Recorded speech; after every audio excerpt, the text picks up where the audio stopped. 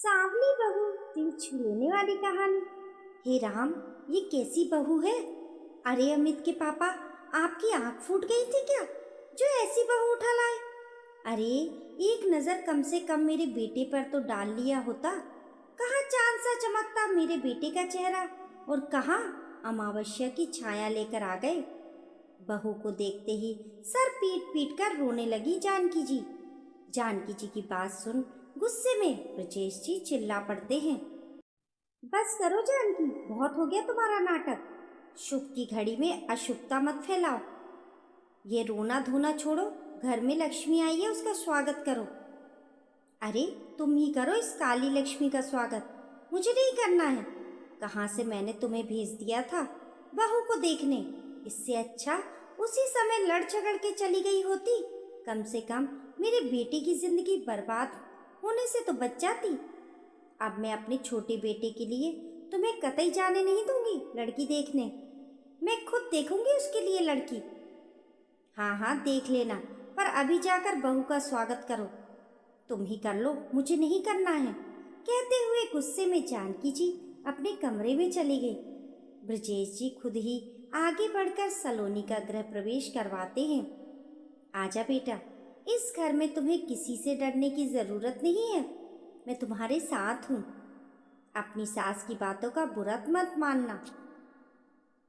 बुरी तो लग रही थी सलोनी को जानकी जी की बात, लेकिन एक जानकी जी के चलते वे अपने ससुर और पति के प्यार को तो झुठला नहीं सकती ना। इसलिए वे जानकी जी की बातों को जितना हो सके इग्नोर ही करती थी। इतना तो उसे पता था कि जानकी जी उसे बिल्कुल पसंद नहीं करती, यहाँ तक कि अपनी बहू भी नहीं मानती हैं। सारी रस्में हुई, मेहमान भी आकर चले गए। अब सलोनी ने अपने ससुराल की बागडोर संभाली। सलोनी खाना वाकई में बहुत अच्छा बनाती थी। उसके खाने की खुशबू से ही पूरा घर महक उठता था। ब्रजेश जी जैसे ही हॉल में आते हैं, खाने की खुशबू सूंघते ही कहते हैं। आज तो ब्रजेश जी के मुंह से सलोनी के खाने की तारीफ सुन जानकी जी मुंह बना लेती हैं। ब्रजेश जी तिरछी नजरों से जानकी जी को देख जानबूझकर चिढ़ाते हुए कहते हैं, जानकी, हमारी बहू तो बहुत अच्छा खाना बना रही है। मेरी बहू नहीं है वे, आपकी बहू है, समझ गए? चिढ़ते हुए बोली जानकी जी। हाँ हाँ ठीक है, मेरी ही बहू कितना अच्छा खाना बना लेती है ना? एक बार फिर से चिढ़ गई जानकी जी। ब्रजेश जी जानबूझकर जानकी जी को चिढ़ाते रहते। देखते ही देखते 2 साल बीत गए। सलोनी ने अपनी ओर से पूरी कोशिश की जानकी जी का दिल जीतने की, लेकिन जानकी जी तो पत्थर की लकीर थी। उन्होंने सलोनी को कभी भाव ही नहीं दिया। जब छोटे बेटे अनुज की शादी की बातें होने लगी तो जानकी जी ने साफ साफ ब्रजेश जी से बोल दिया, देखो जी, इस बार आपको बीच में पड़ने की जरूरत नहीं है। आप अपनी पसंद की बहू ले आए, अब मैं अपनी बहू लेकर आऊंगी। अपने पसंद की? ठीक है भाई, तुम्हारा भी देख लेते हैं, तुम भी लाओ अपनी बहू। कहते हुए ब्रजेश जी कमरे से बाहर चले गए। जानकी जी ने जितने भी अपने जान पहचान वाले थे, नाते रिश्तेदार, दोस्तों के यहाँ, पड़ोसियों के यहाँ, सबके यहाँ खबर फैला दी। उन्हें एक सुंदर लड़की चाहिए थी। दहेज चाहे भले ही ना मिले, लेकिन लड़की लंबी और खूबसूरत होनी चाहिए। बस यही एक शर्त थी जानकी जी की, और भगवान की दुआ से जानकी जी की मुराद पूरी भी हो गई। उन्हें एक सुंदर लड़की भी मिल गई, प्रिया। प्रिया को देखते ही जानकी जी निहाल हो गई। प्रिया वाकई में लंबी खूबसूरत थी, नैन नक्श भी काफी अच्छे थे। बड़ी खुशी मन से ब्रजेश जी को चिढ़ाते चिढ़ाते जानकी जी अनुज की शादी की तैयारी करती हैं, और गृह प्रवेश के टाइम में जानबूझकर सलोनी और ब्रजेश जी को सुनाते हुए कहती हैं, अब होगा मेरे चांद का गृह प्रवेश। आओ बहू, तुम्हारे अंदर कदम रखते ही मेरे घर में रौनक आ जाएगी। जानकी जी की बात सुन ब्रजेश जी मुस्कुरा उठे। वे समझ गए कि जानकी उन्हें चिढ़ा रही है, लेकिन वहीं सलोनी उदास हो गई। उसे लगा क्योंकि प्रिया तो वाकई में बहुत खूबसूरत है, सबका मन मोह लेगी। ब्रजेश जी ने जैसे ही सलोनी को देखा, उसके पास जाकर उसके सर पर हाथ रखते हुए कहते हैं, बेटा क्या सोच रही हो? मुझे पता है तुम्हारे मन में क्या चल रहा है। अब तुम अपनी सास की तरह नादानी मत करो। बेटा, सूरत नहीं सीरत देखते हैं। सूरत तो एक न एक दिन ढल जाती है, लेकिन सीरत मरने के बाद भी याद रहती है। बस यही छोटी छोटी बातें होती थी ब्रजेश जी की, जो सलोनी को टूटने से बचा लेती थी। अब जानकी जी एकदम ब्रजेश जी के बराबर बैठकर मेरी बहू करती रहती थी। वह प्रिया को भी सलोनी की ही तरह हर चीज़ में परफेक्ट रखना चाहती थी, खाना पानी घर के कामों में भी। तभी तो ब्रजेश जी को ताने मारने के लिए उनके पास कुछ रहेगा। वह चाहती थी कि प्रिया भी सलोनी की तरह बहुत ही स्वादिष्ट खाना बनाए, उसके खाने की तारीफ भी चारों तरफ हो। प्रिया के खाने के आगे सब सलोनी के खाने को भूल जाएं। जानकी जी दिखाना चाहती थी ब्रजेश जी को कि मेरी बहू सूरत और सीरत दोनों में ही बहुत अच्छी है, मेरी पसंद बहुत अच्छी है। कैसे भी करके उन्हें इस बहू के कंपटीशन में ब्रजेश जी को हराना था, जिसके चलते वे अक्सर प्रिया से नए नए पकवान बनाने के लिए कहती, बहू एक काम करो, ठंडी का मौसम है, तुम ना आज शाम को चाय पर एकदम करारे से प्याज के पकोड़े बनाओ। तो कभी बेसन की सब्जी बनवाती, कभी छोले बनवाती, मतलब आए दिन कोई ना कोई पकवान जानकी जी का तैयार रहता प्रिया के लिए, जिसके चक्कर में सलोनी का काम भी कम हो गया था किचन का, जो कहीं ना कहीं प्रिया भी नोटिस करती थी। कुछ दिनों तक तो प्रिया ने कुछ नहीं कहा, लेकिन जब धीरे धीरे उसने देखा कि जानकी जी रोज आए दिन नए नए तरह के पकवान बनवा रही हैं, और वह भी बस मुझसे ही, भाभी तो कुछ करती ही नहीं है, माँ जी बस मुझे ही इस घर की नौकर समझ के रखी हैं। बस एक छोटा सा नफरत का बीज प्रिया के मन में जानकी जी के लिए पैदा हुआ, जो धीरे धीरे बड़ा रूप ले लिया।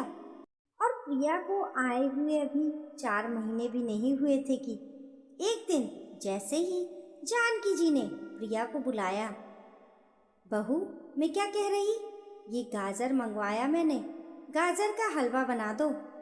इतने पर ही प्रिया चिढ़ जाती है, क्यों माँ जी, मैं ही अकेले सारा काम क्यों करूं, नौकर हूं मैं इस घर की।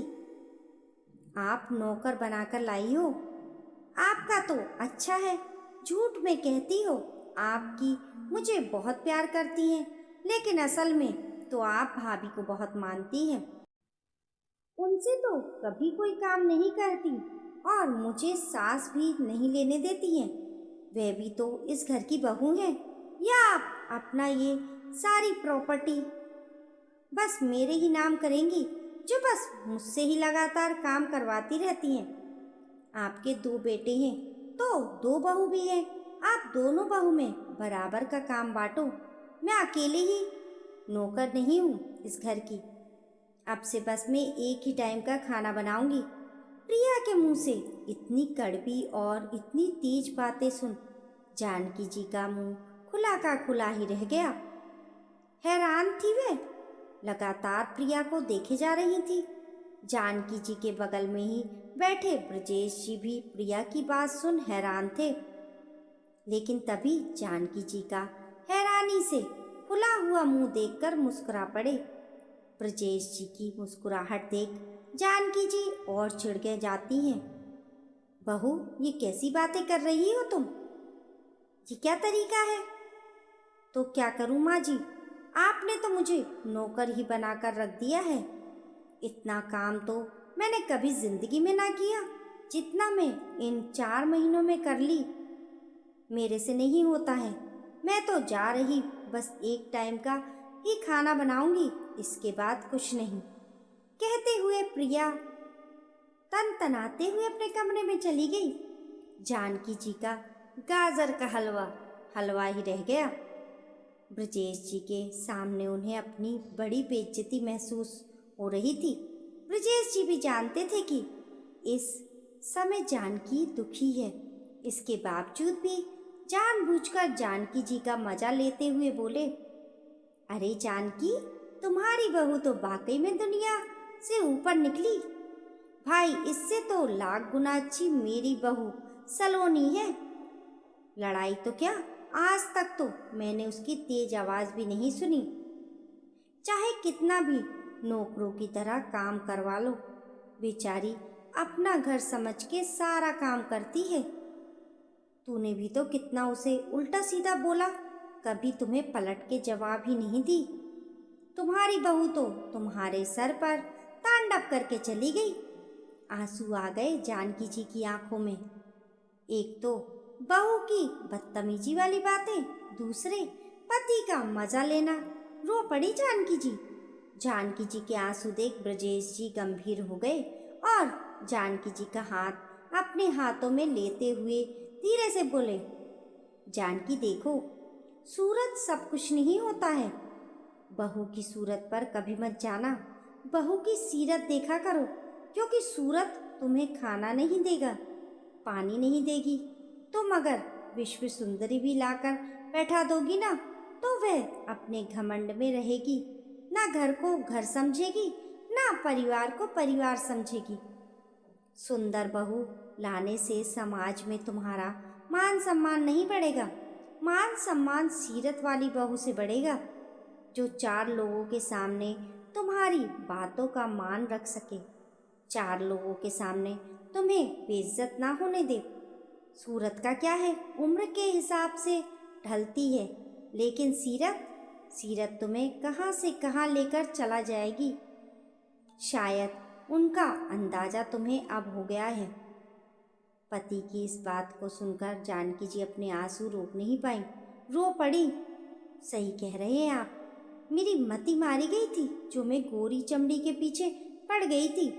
मैंने कितना कुछ सुनाया था बड़ी बहू को, लेकिन उस बेचारी ने तो कभी कुछ कहा ही नहीं, और ये 4 महीनों में ही इसने मेरी इज्जत की धज्जियां उड़ा दी। रोने लगी जानकी जी। तभी सलोनी चाय लेकर आते हुए जानकी जी को रोता देख कहती है, माँ जी क्या हो गया आपको, आप रो क्यों रही हैं? तबीयत तो ठीक है ना आपकी? पापा जी क्या हो गया माँ जी को?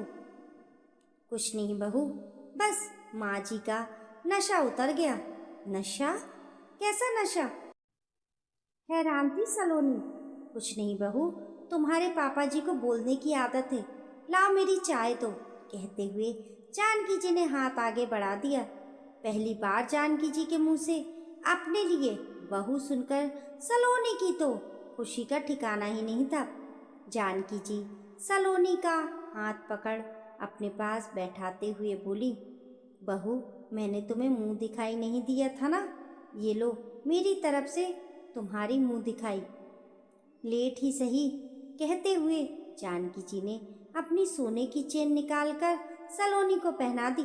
सलोनी को कुछ पता तो था नहीं, लेकिन वह बस खुश इस बात से थी कि चाहे जो भी हुआ हो, कम से कम माँ जी ने उसे अपनी बहू तो मान लिया। पहली बार सास का प्यार पाकर सलोनी की भी आंखों में आंसू आ गए थे। सलोनी के आंसू को देखते हुए जानकी जी ने कहा, नहीं बहू, बहुत रुला चुकी हूँ मैं तुम्हें, अब और नहीं। कहते हुए जानकी जी सलोनी के सर पर हाथ रख देती हैं और ब्रजेश जी से कहती हैं, सही कहा आपने, बहू की सूरत नहीं सीरत देखनी चाहिए। आप जीत गए, मैं हार गई। पत्नी का बदला हुआ रूप देखकर ब्रजेश जी मुस्कुरा पड़े। दोस्तों, आपकी इस कहानी के बारे में क्या राय है, हमें कमेंट करके ज़रूर बताएं। कहानी पसंद आने पर लाइक और शेयर करें। ऐसी ही अच्छी अच्छी कहानियों के लिए चैनल को सब्सक्राइब